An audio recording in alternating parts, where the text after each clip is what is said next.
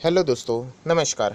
SMKC channel में मैं आप सभी लोगों का दिल से बहुत बहुत स्वागत करता हूं। सर दोस्तों, आज के दिन का आखिरी वीडियो है एंड इस वीडियो को स्टार्ट करने से पहले ज़रूर याद दिलाना चाहूँगा, आज के दिन भी बहुत सारे वीडियोस आप लोगों ने यहाँ पे देखे होंगे। सारे वीडियो की लिंक आपको नीचे डिस्क्रिप्शन बॉक्स में मिलेंगे, ज़रूर उनको स्टडी कर लेना। फर्स्ट टाइम विजिट किया चैनल को सब्सक्राइब करने के साथ साथ फ्री स्टॉक मार्केट क्लासेस को भी सब्सक्राइब कर सकते हो।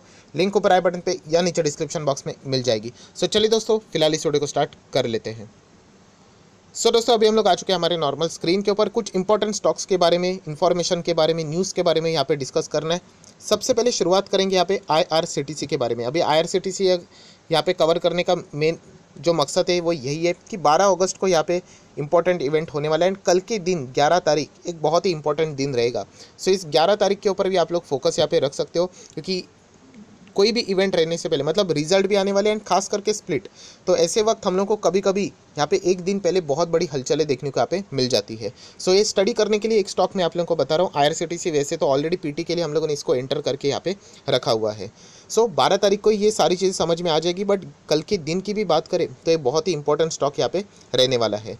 नेक्स्ट अगर हम लोग बात करें दोस्तों, एक पेनी स्टॉक ऊर्जा ग्लोबल की अगर हम लोग बात करें, 2 रुपये के आसपास इस स्टॉक के बारे में यहाँ पे हम लोगों ने स्टडी करने की कोशिश की थी।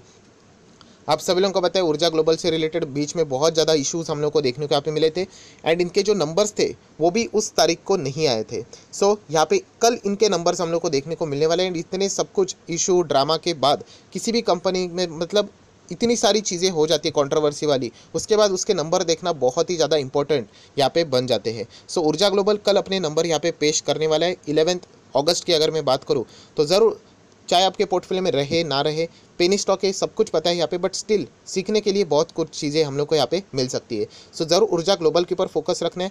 देन पिडिलाइट इंडस्ट्री कल अपने नंबर्स यहाँ पे पेश करने वाली बहुत ही फंडामेंटली स्ट्रॉन्ग कंपनी है। बहुत सारे लोग पूछ रहे हैं सर क्या ये निफ्टी 50 में एंटर करेगा। देखिए, पूरी तरीके से ये कंपनी अगर देखा जाए तो निफ्टी 50 में आ सकती है। बहुत ही डिसेंट कंपनी, इसके पहले भी इसका नाम लगभग 1100 के आसपास, 1200 के आसपास से इसका नाम लिया जा रहा है, बट अभी तक तो ये निफ्टी 50 में एंटर हुआ नहीं है। सो जब भी इसका नाम होता था मैं पेटी कर लेता था। फ़ायदा तो, नुकसान तो कुछ होता नहीं था, फ़ायदा ही अभी तक यहाँ पे हुआ है। सो ज़रूर ये भी कंपनी डिजर्विंग है, बट देख लेते हैं निफ्टी 50 में कौन सा स्टॉक यहाँ पे आ जाता है। फिलहाल तो इन्फो एज का ही नाम सबसे ज़्यादा देखने को यहाँ पे मिल रहा है। नेक्स्ट अगर हम लोग बात करें दोस्तों, अभी हम लोग को एक अपडेट देखने को यहाँ पे मिल चुके हैं, 3 ही घंटा हो चुका है। बैंक्स को अभी यहाँ पे पेनल्टी, यहाँ पे फाइन यहाँ पे भरना पड़ सकता है अगर ATM यहाँ पे, आप लोगों ने देखा होगा कि कभी भी कैश निकालने चाहते हो उसके ऊपर लिखा जाता है कि कैश नहीं है, बंद है करके। सो अगर मैसेज अभी यहाँ पे दिखाया गया, सो बैंक के ऊपर यहाँ पे चार्जेस लगाए जाएंगे। RBI ने कहा है कि 1 अक्टूबर से ये ऑर्डर यहाँ पे पास होने वाला है कि अगर आपका ATM में कैश यहाँ पे नहीं है एंड अगर आप लोग नोट यहाँ पे चिपका देते हो कि ATM बंद है, आउट ऑफ कैश है, तो 10,000 रुपये की पेनल्टी पर ATM यहाँ पे लगाई जाएगी, जो कि आप लोग यहाँ पे देख सकते हो। तो बहुत ही अच्छा खासा हम लोग कह सकते हैं डिसीजन यहाँ पे RBI ने लिया है। आप देख सकते हैं RBI बहुत ज़्यादा स्ट्रिक्ट यहाँ पे बनते ही जा रहा है। सो ये एक अपडेट के लिए आप लोग को पता होना चाहिए था, जो कि एक इन्फॉर्मेशन आपको बता दी।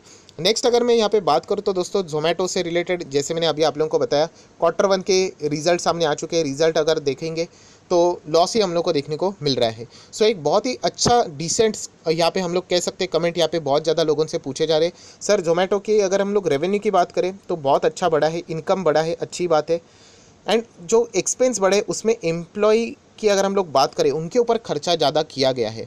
सो ये एक तो एक पॉजिटिव बात है कि एम्प्लॉय के ऊपर वो खर्चा कर रहे हैं, राइट। तो फ्यूचर में तो अच्छा खासा रिटर्न आ सकते हैं।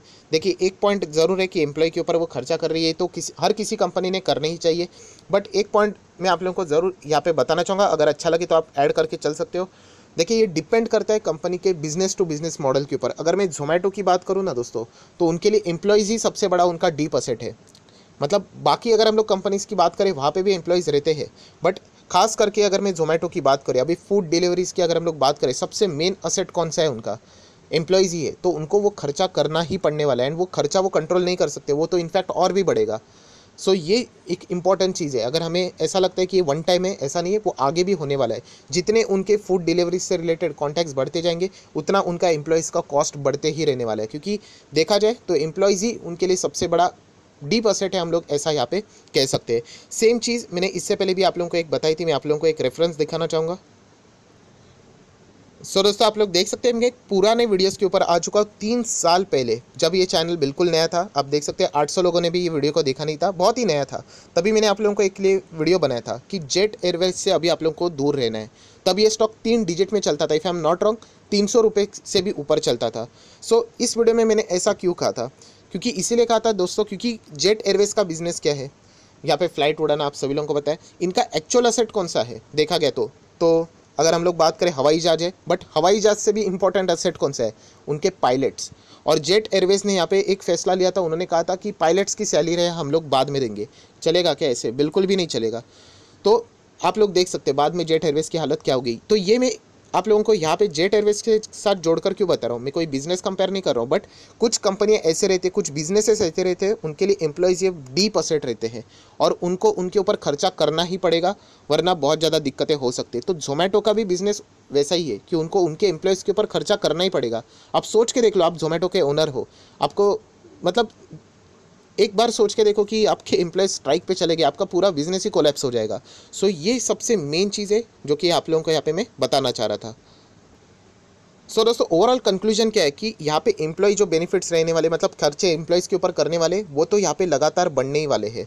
सो ये पॉइंट को अगर हम लोग यहाँ पे देखें तो इसलिए मैंने कहा है कि यहाँ पे जो चीज़ है ऑब्वियसली एम्प्लॉयज़ के ऊपर खर्चे की अच्छी यहाँ पे बात है, बट ये चीज़ यहाँ पे आगे भी होने ही वाली है, एम्प्लॉयज़ के ऊपर खर्चा, क्योंकि कुछ बिजनेसेस ऐसे ही हम लोग को यहाँ पे देखने को यहाँ पे मिलते रहते हैं। सो यहाँ पे जैसे मैंने कहा कि आप चाहो तो निवेश कर सकते हैं, मैं किसी को रोकता नहीं हूँ यहाँ पे, राइट।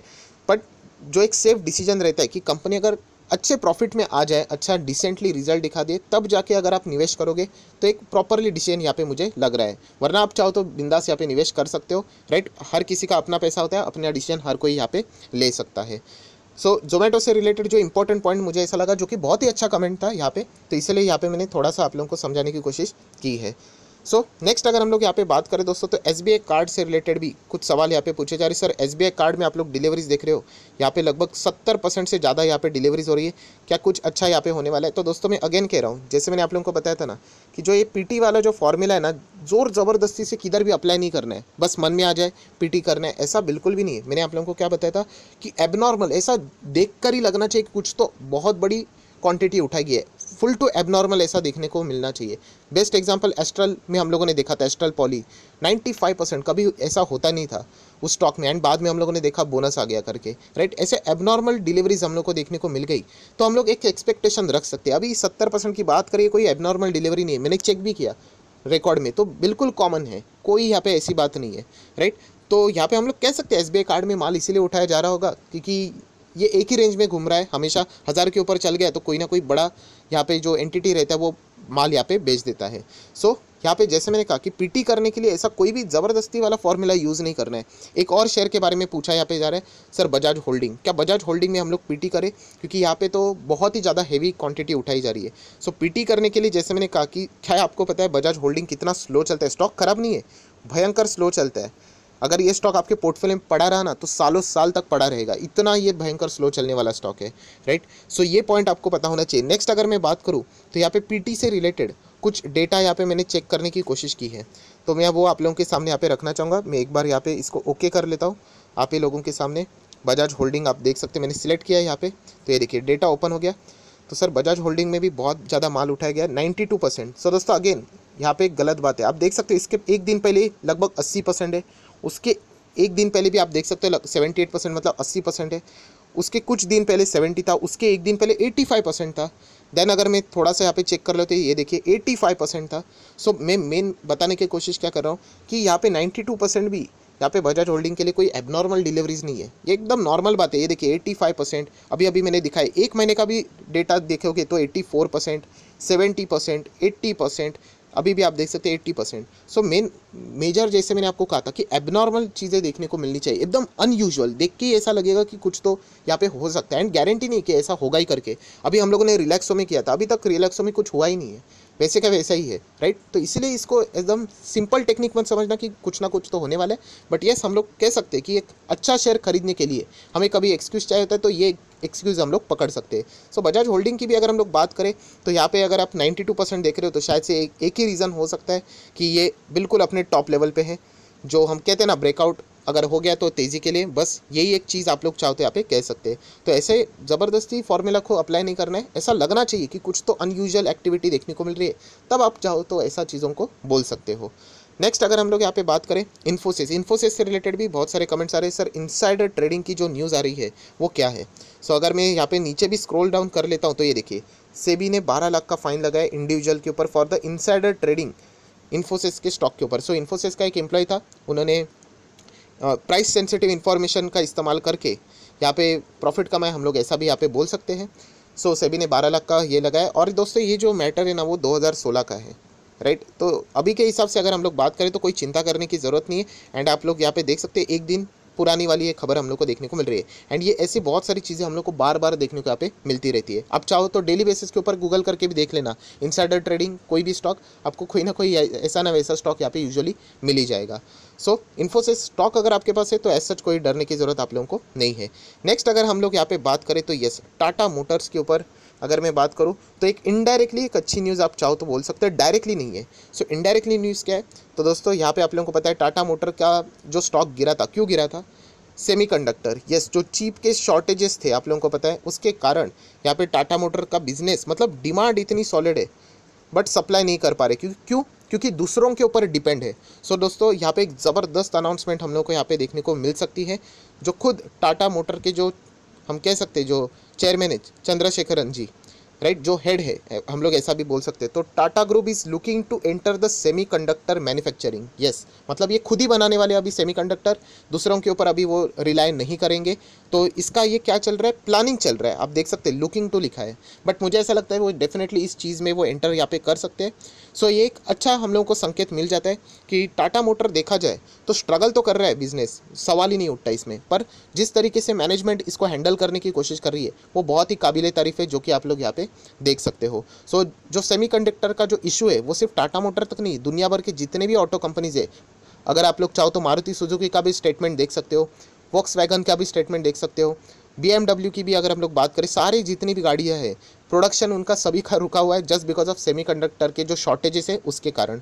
सो टाटा मोटर शायद से मुझे ऐसा लगता है कि जो उनको ये बात समझ में आ गई है कि सेमीकंडक्टर के शॉर्टेजेस अभी हुए, फ्यूचर में हो गए तो इसीलिए शायद से ये फैसला लेने जा रहे हैं कि वो खुद ही इस सेक्टर में एंटर करेंगे, इसी को मैन्युफैक्चर करेंगे एंड इसका इस्तेमाल यहाँ पे कर सकते हैं। तो बहुत ही अच्छी बात है, अगर ऐसा हो गया तो दूसरों के ऊपर की डिपेंडेंसी यहाँ पे खत्म हो सकती है। सो जितने भी इंपॉर्टेंट खबरें थे, आशा करता हूँ आप लोगों को पसंद आए होंगे, तो जरूर इस वीडियो को लाइक एंड शेयर कर देना। So that's it, thank you very much दोस्तों, we will be meeting our next video, तब तक के लिए बाय बाय।